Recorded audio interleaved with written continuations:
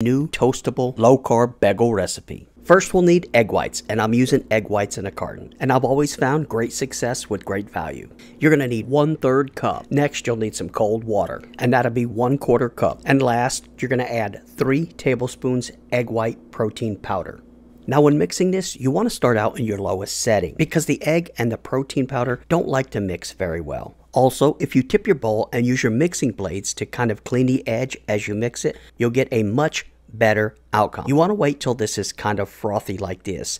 Once it's frothy, it's time to get these mixed to stiff peaks. Now it's time for our dry ingredients. We're going to get out our food processor, and this one's not exactly a dry ingredient, but we will be mixing it with the dry ingredients. So you're going to need some provolone mozzarella blend. Now what I like to do with my cheese is actually take the measuring cup inside the bag, and when you have it in the bag and almost full, use your thumb to pack it so you get as close to a 1/4 cup as possible. And for best results, make sure this cheese is the first item you put in. Next you'll need fine almond flour, and I regularly use the Costco brand. You'll need 1/2 cup. This next ingredient adds to the flavor profile. It's just a nutritional yeast seasoning, and you'll need 1 teaspoon of it. And every recipe needs a little salt, but we're not going to use too much. We just want a 1/2 teaspoon. And now for some coconut flour, and I assure you, you will not taste this. We're only going to use 1 tablespoon. Giving it a little shake will help coat that cheese, allowing it to get a better cut in the food processor. Give it a couple bursts, then a couple quick taps to release the cheese that's stuck here. Now by this time,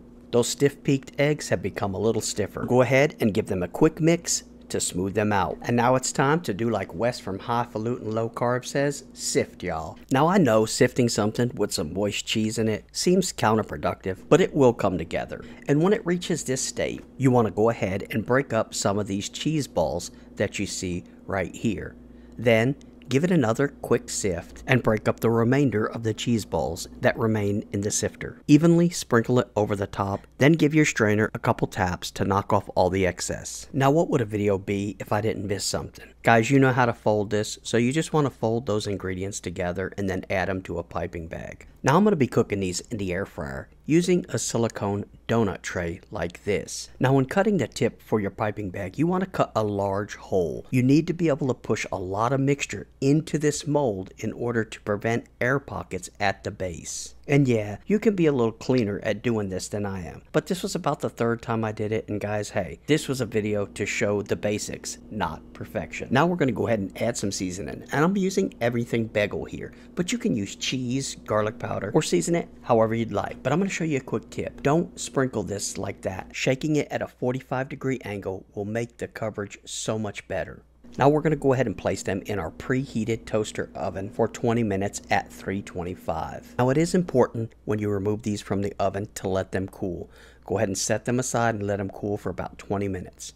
Now when removing them, you want to push the center of it out while pulling the bagel away. Now I was trying to cut this thing to show you guys how easy this cuts, but I kind of cut it just a little bit crooked. But here's what it actually looks like inside. And look at how flexible this thing is. Then look at the tear. And if you like this video and love this recipe, please share it. Guys, thanks so much for watching. And as always, I will see you in the next video.